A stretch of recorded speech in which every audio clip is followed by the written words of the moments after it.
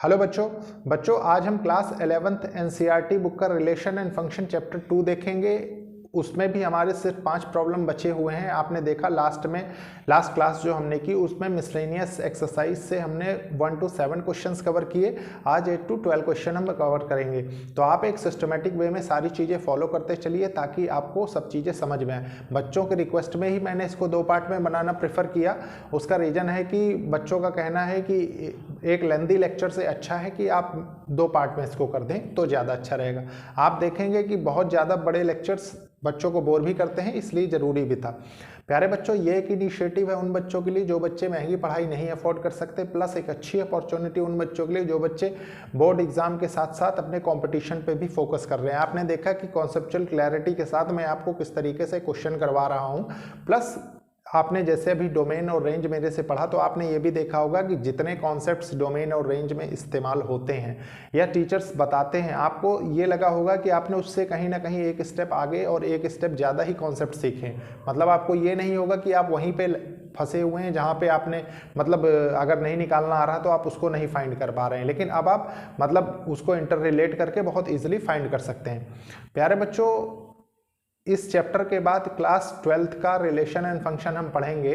उसका रीज़न है, मैंने आपको कहा था पहले भी स्टार्टिंग में जब मैंने चालू किया था ये सीरीज़, तो मैंने आपको बताया था कि मैं जो चैप्टर्स 11-12th के रिलेटेड चैप्टर्स हैं बहुत ज़्यादा, उनको मैं साथ में फिनिश करूँगा। बाकी चैप्टर्स मैं इंडिविजुअली फिनिश कर दूँगा, उसकी प्रॉब्लम नहीं है, ठीक है। लेकिन जो पर्टिकुलर चैप्टर्स हैं, जो जैसे रिलेशन एंड फंक्शन हो गया, फिर आप ट्रिग्नोमेट्री देखेंगे, तो इस टाइप का क्वेश्चन 11-12 हम साथ साथ तकरीबन करते चलेंगे ताकि आपको डिफरेंस भी पता लगता रहे, प्लस आपका कॉन्फिडेंस भी बूस्टअप होता रहे। दूसरी बात, आप ज़्यादा से ज़्यादा प्रैक्टिस करने की कोशिश करिए। एनसीईआरटी बुक है, सैम्पल पेपर्स हैं, कोई भी क्वेश्चन आपको नेट पर मिल जाए, कॉम्पिटिटिव एग्जाम्स के क्वेश्चन हैं, आप उन पर अपनी अप्रोच सेट करने की कोशिश करिए। आप खुद देखेंगे कि आप एक बहुत अच्छे लेवल पे पहुंच चुके हैं। तो सबसे पहले वही प्रोसेस हम अपनाएंगे, इस तरफ क्वेश्चन लिखेंगे और इस तरफ अपने सॉल्यूशंस देखेंगे, ठीक है। तो स्टार्ट करते हैं कि प्यारे बच्चों, ये 2 क्वेश्चंस लिखे हुए हैं। सबसे पहले हम क्वेश्चन रीड करेंगे, उसके बाद उसका सॉल्यूशन देखेंगे। देखिए क्वेश्चन नंबर 8 क्या कह रहा है। लेट फंक्शन इक्वल्स टू, ये आपको एक फंक्शन दे रखा है जिसमें आपको ये बता रखा है, देखिए ये क्या है, ये ऑर्डर्ड पेयर है, मतलब 1 से 1 बन रहा है, 2 से 3 बन रहा है, 0 से -1 बन रहा है, -1 से -3 बन रहा है, ठीक है।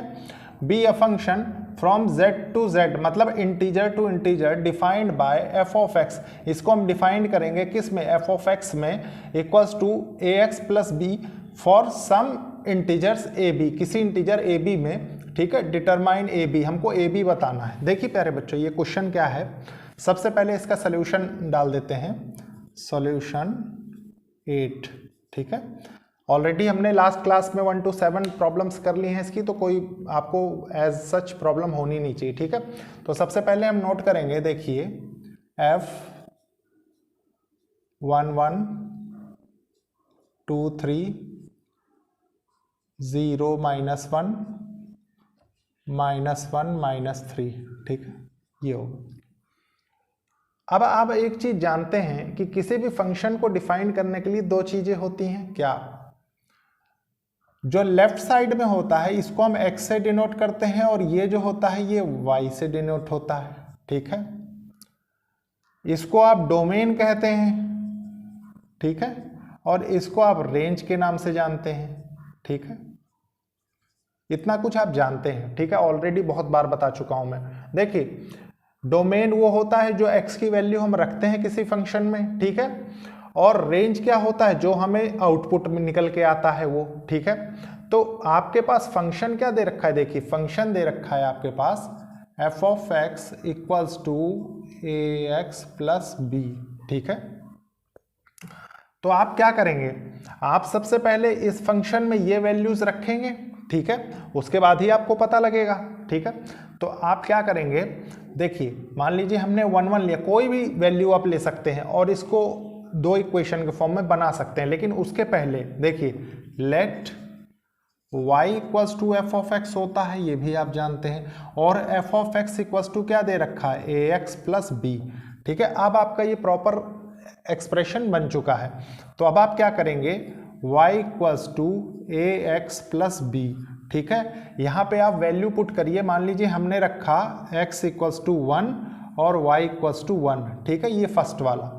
देखिए तो आपके पास क्या निकल के आएगा, देखिए 1 equals to 1 into A plus B, तो ये क्या है 1 equals to A plus B, ठीक है। उसके बाद देखिए नेक्स्ट क्या है, नेक्स्ट 2 3 है, तो आपने रखा x इक्वल्स टू 2 और y इक्वल्स टू 3, ठीक है। इसके बाद इसको सॉल्व किया आपने तो क्या निकल के आया, देखिए ये 3 आ जाएगा y equals to 2 into A plus B, ठीक है। तो ये हो गया 3 equals to 2a plus B. देखिए एक इक्वेशन आपके पास ये आ गई और एक इक्वेशन ये आ गई, ठीक है। इन दोनों इक्वेशन को अगर हम सॉल्व करें, देखिए मान लीजिए इसको मैं यहाँ लिख दूँ फर्स्ट को a प्लस बी, ठीक है, और इसको सब्सट्रैक्ट कर देते हैं हम। देखिए ये तो ये तो कैंसिल हो गया, ये क्या हो गया 2 आ गया, ये क्या हो गया a आ गया, ठीक है। तो a की वैल्यू तो आपके पास 2 आ गई, अब इस 2 की वैल्यू को आप इसमें रख दीजिए, ठीक है। मान लीजिए यहाँ थोड़ा सा सॉल्व कर लेंगे हम, इसको मैं सेपरेट कर देता हूँ। देखिए आपने क्या किया, a की वैल्यू 2 को यहाँ रख दिया, ठीक है। तो b इक्वल्स टू कितना आ गया आपके पास, b इक्वल्स टू -1 आ जाएगा, ठीक है। a की भी वैल्यू आ गई, b की भी वैल्यू आ गई, ठीक है। तो आपकी जो एक्सप्रेशन फंक्शन वाली निकल के आएगी वो क्या निकल के आएगी, वो आएगी देखिए f of x equals to, देखिए a आ गया 2 मतलब 2x और माइनस b, ठीक है, ये निकल के आ गया, b के बदले 1 है तो ये क्या हो जाएगा -1, ठीक है। ये फंक्शन आपका रहा होगा इन x, function in x 2x -1 रहा होगा, ठीक है। और a और b की सेपरेट वैल्यूज आपने फाइंड कर लिए कि 2b की -1, ठीक है। तो ये था इस क्वेश्चन का करेक्ट एक्सप्लेनेशन। अब देखते हैं हम क्वेश्चन नंबर 9। देखिए प्यारे बच्चों, अब हम करेंगे क्वेश्चन नंबर 9, बहुत अच्छे से रीड करेंगे, समझेंगे, उसके बाद सॉल्व करेंगे, ठीक है। देखिए क्या कह रहा है ये, let R be a relation from natural number to natural number, एक रिलेशन बन रहा है, ठीक है, natural number to natural number में, डिफाइंड बाय रिलेशन, इस रिलेशन के थ्रू जिसमें A B such that A B belongs to natural number and A equals to B square, ठीक है। आर द फॉलोइंग ट्रू, क्या ये ट्रू हैं। देखिए ये कंडीशंस आपको दे रखी हैं, सेम इसको आप कैसे लिखेंगे मैं आपको बताता हूँ। सबसे पहले देखिए प्यारे बच्चों, एक चीज़ ध्यान रखिए कि इसमें आपको वैल्यू नहीं दे के रखी, तो हो सकता है कुछ वैल्यूज लेनी पड़े खुद ब खुद हमको सॉल्व करने के लिए, ठीक है, तो वो हम करेंगे। तो देखिए सबसे पहले रिलेशन नोट करते हैं हम, जो रिलेशन हमको जिससे कंपेयर करना है इस पूरे सिस्टम को, ठीक है, पूरे तीनों क्वेश्चंस को, तीनों कंडीशंस को। A B belongs to natural number and A equals to B square. तो देखिए फर्स्ट कंडीशन क्या है आपके पास, ए से ए में जा रहा है, natural number to natural number, ठीक है। बिलोंग्स टू क्या है, this relation for all A belongs to natural number. तो फर्स्ट कंडीशन जो आपकी निकल के आ रही है यहाँ, वो क्या आ रही है, देखिए ए से ए में बिलोंग्स टू रिलेशन, ठीक है, ए से ए में है ये, ठीक है, ए से ए में, ये वाली फर्स्ट, ठीक है। अब आप जानते हैं कि आपको यहाँ कह रहा है कि a equals to B square होगा, मतलब a के बदले b स्क्वायर रख रहे हैं, तो कैसे होगा ये देखिए, आप इसको सबसे पहले कंपेयर करिए, देखिए a b से, ठीक है। तो आपने देखा कि a के बदले b आ गया, ठीक है, ये तो a के बदले a ही है, यहाँ पे भी दिया हुआ है स्टैंडर्ड कंडीशन में, तो आपको b के बदले a रखना है, उसके बाद देखना है कि ये कंडीशन सेटिस्फाई हो रही है कि नहीं। मतलब आपने क्या किया, देखिए इस b के बदले a रख दिया, मतलब इस b के बदले a रख देंगे आप, ये वाला, ठीक है, इस क्वेश्चन को सॉल्व करने के लिए। तो मान लीजिए आपने a रख दिया, तो ये कंडीशन क्या चेंज हो गई, कंडीशन हो गई a से a स्क्वायर में ना।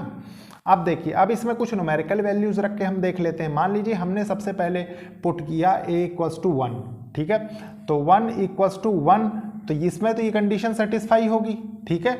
उसके बाद मान लीजिए a इक्वल्स टू 2 कर दें हम, ठीक है, तो देखिए एक तो a इक्वल्स टू 2 हो जाएगा ये, और ये क्या हो जाएगा 2 का स्क्वायर मतलब 4, तो ये क्या है 2 इज नॉट इक्वल टू 4, मतलब यहाँ पे ये कंडीशन सेटिस्फाई नहीं होगी। तो इसका मतलब ये टोटल कंडीशन जो दी हुई है ए से A belongs to this relation, ये क्या होगी, ये फॉल्स हो जाएगी।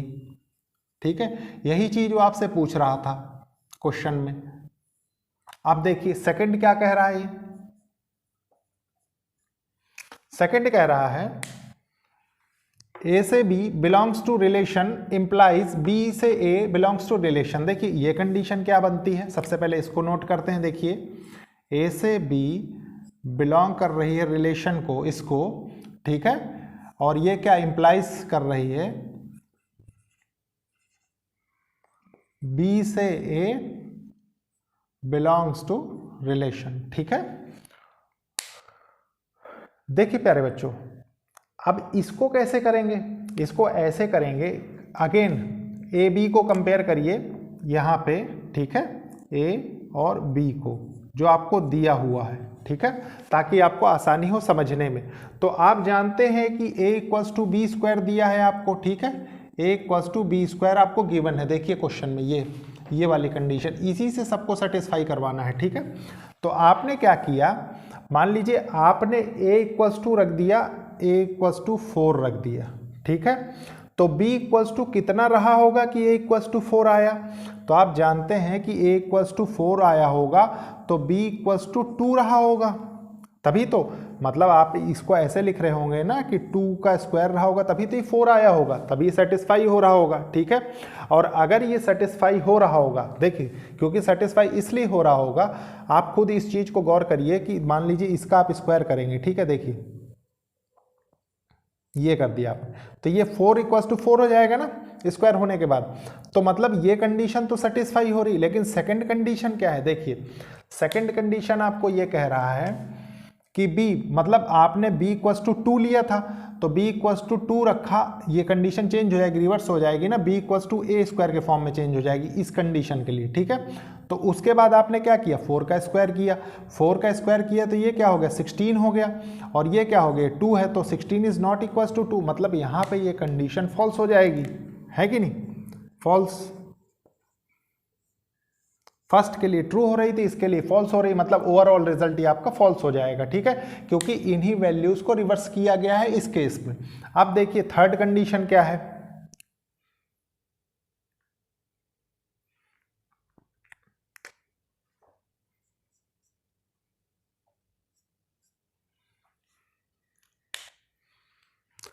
या प्यारे बच्चों मैं थोड़ा सा पहले इसको रब कर देता हूं, उसके बाद आपको थर्ड कंडीशन बताता हूं, क्योंकि इसमें देखिए ऑलरेडी हमको 3 कंडीशंस मैच करनी पड़ेंगी। ठीक है, तो सबसे पहले इसको रब करता हूं, उसके बाद देखते हैं हम। देखिए प्यारे बच्चों, अब हम देखेंगे थर्ड कंडीशन। ठीक है, तो थर्ड कंडीशन क्या कह रही है हमको, सबसे पहले इसको नोट करेंगे सेपरेटली, थर्ड। ठीक है, देखिए ए बी है और ये बिलोंग कर रहा है दिस रिलेशन को, उसके बाद BC है, BC बिलोंग कर रहा है इस रिलेशन को, उसके बाद AC है, AC भी बिलोंग कर रहा है इस रिलेशन को। ठीक है, तो अब आपके पास कंडीशन क्या है, आपको इसमें ट्रू और फॉल्स बताना है। आपको पहले भी 2 क्वेश्चंस में 2 पार्ट्स में आप देख चुके हैं। ठीक है, अपने आंसर को जस्टिफाई करने, देखिए तो जस्टिफाई कैसे होगा, सबसे पहले इस कंडीशन को देखिए, मान लीजिए AB से A से B जा रहा है, सेम इससे मैच हो रहा है, तो A इक्वल्स टू B हमें रखना है। ठीक है, A equals to B square होना चाहिए। ठीक है, ये कंडीशन रखना नहीं है, होना चाहिए, मतलब कि अगर आप यहाँ पे A की कोई वैल्यू माने तो B स्क्वायर के बराबर होनी चाहिए। तो मान लीजिए मैं A इक्वल्स टू अगर 16 मान लूँ तो B इक्वल्स टू क्या होगा 4 होगा। कैसे, देखिए मान लीजिए A equals to B square है तो A इक्वल्स टू 16 है तो B इक्वल्स टू 4 स्क्वायर होगा, तभी तो ये 16 इक्वल्स टू 16 बनाएगा, है कि नहीं। तो ये कंडीशन यहाँ से वेरीफाई हो गई। अब देखिए, अब आपके पास सेकंड कंडीशन आ गई, सेकंड में B से C जाना है आपको, तो आपने B इक्वल्स टू 4 रख दिया मान लीजिए। ठीक है, क्योंकि आपको यहाँ पे गिवन आ चुकी है, तो c इक्वल्स टू कितना रहा होगा कि देखिए ये कंडीशन चेंज होके अब ये हो गई ना b equals to C square, ठीक है। तो b आपके पास 4 है, ऐसा c का कौन सा नंबर रखा जाए कि b equals to c square equals to b आ जाए, ठीक है। तो ये 2 रहा होगा क्योंकि 2 का स्क्वायर आप रखेंगे तभी 4 आएगा, ठीक है। तो देखिए ये क्या हो गया, c 2 हो गया। अब देखिए यहां से क्या कंडीशन बन रही है, यहां से कंडीशन बन रही है a equals to C square. तो a आपके पास a इक्वल्स टू 16 दे रखा है, ठीक है। c इक्वल्स टू 2 दे रखा है, c इक्वल्स टू 2। तो अगर आप यहां से चेक करें देखिए इस कंडीशन को कि 16 इक्वल्स टू 2 स्क्वायर, तो ये क्या हो जाएगा, 16 इज नॉट इक्वल्स टू 4, ठीक है। ये आ गया, तो इसका मतलब इसमें क्या हो रहा है, इसमें ये फॉल्स हो रहा है, ठीक है, बराबर नहीं हो पा रहा है थर्ड कंडीशन में। तो ये था प्यारे बच्चों थर्ड पार्ट, ठीक है। इसके बाद हम देखते हैं question number 10 and question number 11। देखिए प्यारे बच्चों अब हम करेंगे क्वेश्चन नंबर 10। तो क्वेश्चन नंबर 10 सबसे पहले हम रीड करेंगे क्या कह रहा है। देखिए लेट a इक्वल्स टू, ये एक सेट है जिसमें एलिमेंट्स दिए हुए 1 2 3 4, b एक सेट है जिसमें एलिमेंट्स दिए 1 5 9 11 15 16 एंड f एक पेयर का सेट है जिसमें एलिमेंट्स दे रखे हैं देखिए 1 5 2 9 3 1 4 5 2 11, ठीक है। आर द फॉलोइंग ट्रू, क्या ये ट्रू हैं। देखिए आपको बताना है कि f में दिए हुए ये जो पेयर्स हैं क्या ये ट्रू हैं, किसके लिए ये कंडीशन दे रखी है, f is a relation from a to b। f एक रिलेशन है a टू b में, इसके लिए ट्रू है। f is a function from a to b, क्या फंक्शन के लिए ट्रू है, a टू b के लिए। देखिए आपसे जो क्वेश्चन पूछा जाता है, आपको मैंने जब से सेट पढ़ाया है तब से कई बार आपको ये चीज़ बताई होगी, कोई एक दो बार नहीं कई बार, ठीक है, कि कभी भी इस फॉर्म में लिखा रहता है। देखिए सबसे पहले हम लिखेंगे सॉल्यूशन 10, ठीक है। तो देखिए मान लीजिए आपको दिया हुआ है f इक्वल्स टू पेयर है 1 5 का, फिर 2 9 का, ठीक है, ये 9 है, फिर उसके बाद 3 1 का, फिर आपको दे रखा है 4 5 का, फिर दे रखा है 2 11 का, ठीक है, पेयर। और सेट कौन कौन से दे रखे हैं, देखिए सेट दे रखा है 1 2 3 4, सेट ए है। और सेट बी क्या है, देखिए 1 5 9 11 15 और 16, ये दे रखा है। तो आपसे ये पूछ रहा है वो कि ये जो दे रखा है आपको f में पेयर्स, ठीक है, तो इसमें जो पेयर दे रखा है क्या वो रिलेशन a टू b। आप जानते हैं कि ये a से b मतलब input output pre image image ये चीज बताता है, ठीक है। तो आप क्या करेंगे सबसे पहले देखिए, और ये क्या है, ये डोमेन है, रेंज है, बहुत इजीली आप जानते हैं। जैसे मान लीजिए एक्स वाई के फॉर्म में कोई एलिमेंट रहता है तो आप जानते हैं कि ये क्या है, ये डोमेन है। मैंने अभी अभी आपको प्रीवियस क्वेश्चन में बताया। और ये वाई क्या है, ये रेंज को रिप्रेजेंट करता है, ठीक है। तो ये फॉर्म आपको समझनी है, ठीक है। तो रिलेशन होने के लिए क्या है, देखिए f is a relation from a to b। देखिए सबसे पहले हम डोमेन निकाल लेंगे इसका। डोमेन मतलब जो एलिमेंट्स डोमेन के हो रहे होंगे, जैसे देखिए 1 2 3 4 2, ये सेट a में लाई कर रहे हैं कि नहीं, ठीक है, ये चीज हमको निकालनी है। तो हम क्या करेंगे, देखिए डोमेन निकाला आपने 1 2 3 4 2। तो देखिए अब इन एलिमेंट्स को सेट ए से मैच करवाइए, देखिए कि बिलोंग कर रहे हैं कि नहीं। देखिए 1 है 2 है 3 है 4 है फिर 2 है, ठीक है। तो ये क्या कर रहा है, ये बिलोंग कर रहा है ए को, ठीक है। उसके बाद देखिए रेंज,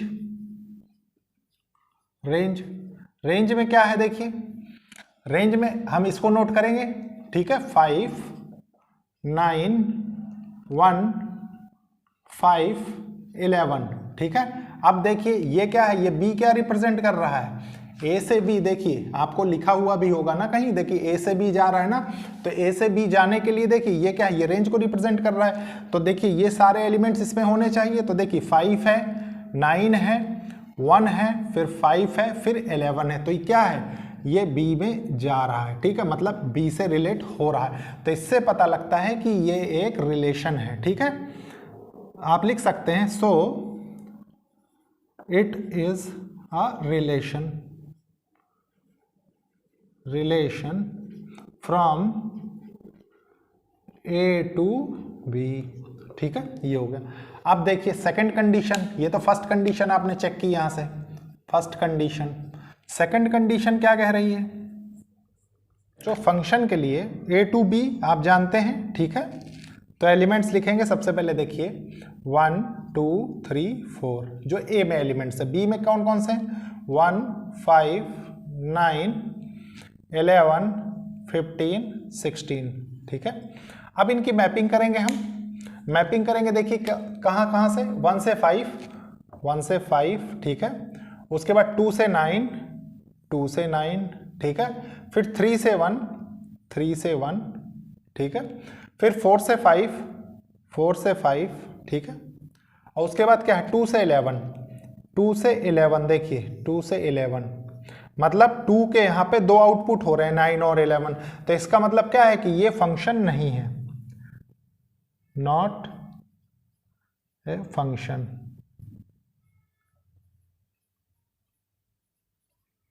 ठीक है। तो आपने देखा कि दोनों स्टेटमेंट्स हमने जस्टिफाई कर दी, ठीक है। इसके बाद हम देखते हैं क्वेश्चन नंबर 11। पहले इसको रब करते हैं, उसके बाद देखिए प्यारे बच्चों, अब हम देखेंगे क्वेश्चन नंबर 11, ठीक है।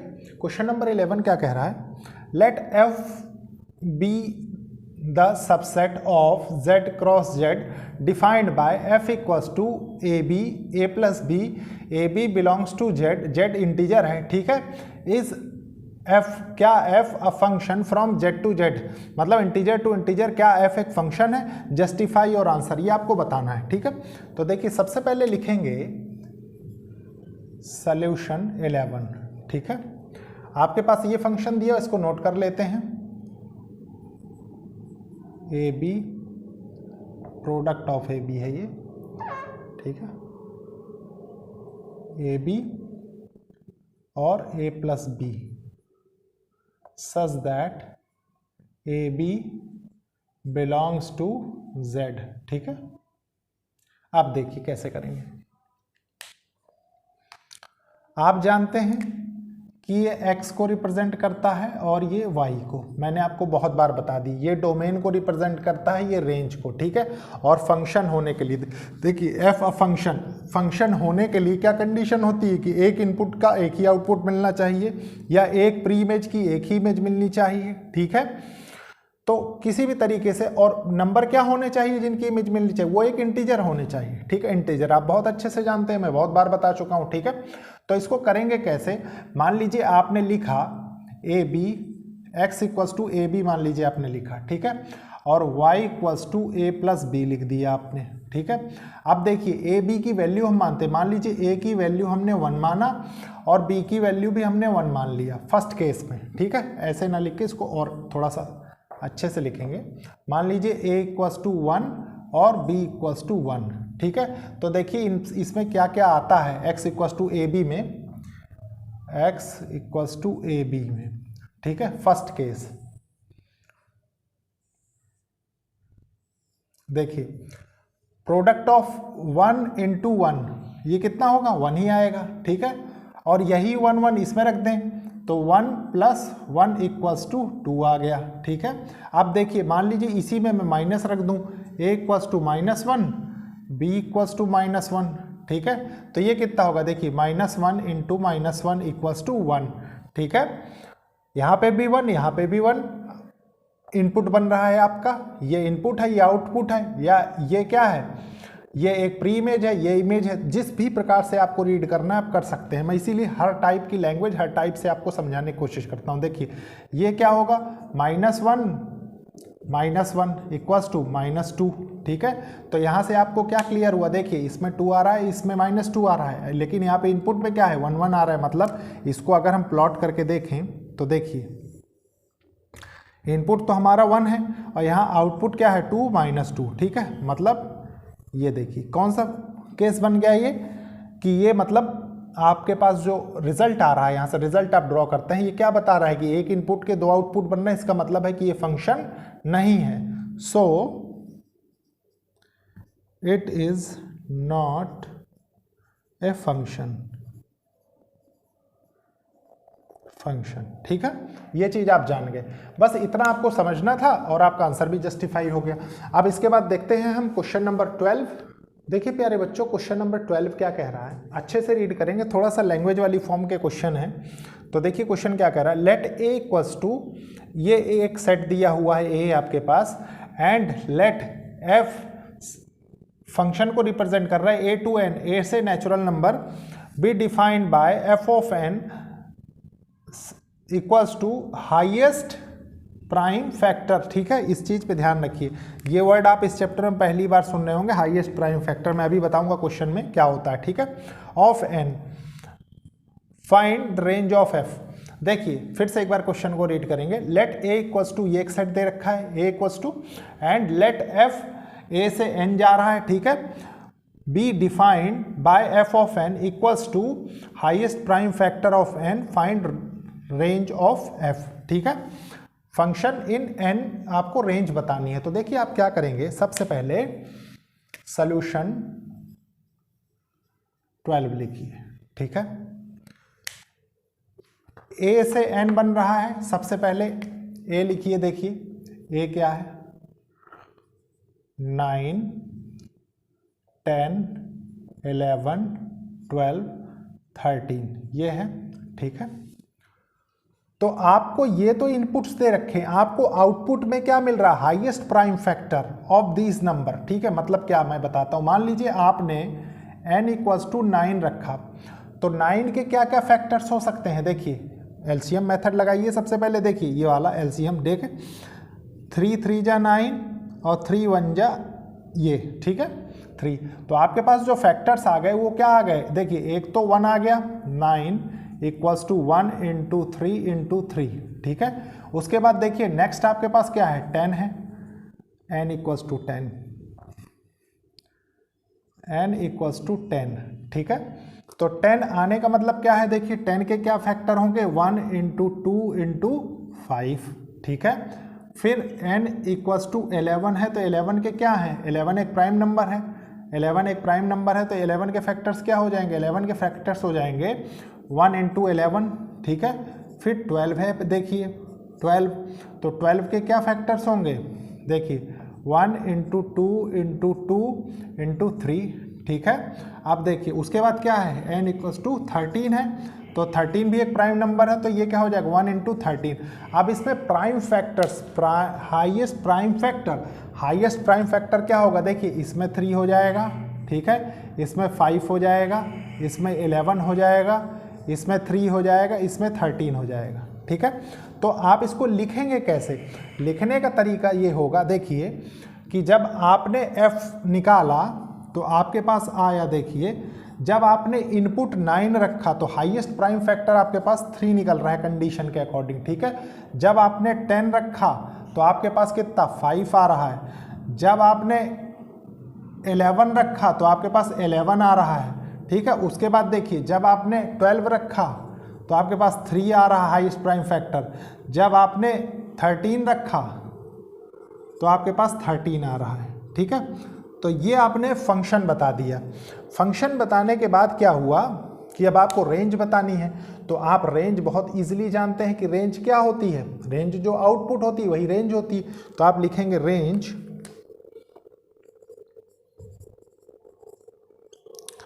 रेंज। ठीक है, रेंज हो जाएगी देखिए 3, 5, 11, 3, 13। ठीक है, बस इसमें थोड़ा सा समझने वाली बात क्या है कि क्या हम 3 को 2 टाइम्स लिखेंगे, तो हमें 3 को 2 टाइम्स लिखने की जरूरत ही नहीं है। ठीक है, तो हम क्या लिखेंगे इसको, देखिए 3, 5, 11, 3, 5, 11 और ये 13। ठीक है, ये हो गई रेंज। तो ये था क्वेश्चन नंबर 12 का सल्यूशन। अब प्यारे बच्चों, आपने देखा कितना क्रिस्टल क्लियर से एक एक स्टेप करके मैंने आपको सारे प्रॉब्लम्स बताए। अब इसके बाद हम पढ़ेंगे मेक 12th क्लास इजी का रिलेशन एंड फंक्शन, जिसमें आप 12th क्लास का चैप्टर फर्स्ट देखेंगे और वहां से हम स्टार्ट करेंगे 12th क्लास का सिलेबस। ठीक है, तो लेक्चर को लाइक शेयर सब्सक्राइब करिए और कोशिश करिए कि ज़रूरतमंद स्टूडेंट्स तक ये लेक्चर्स पहुंचे। ओके, थैंक यू बच्चों।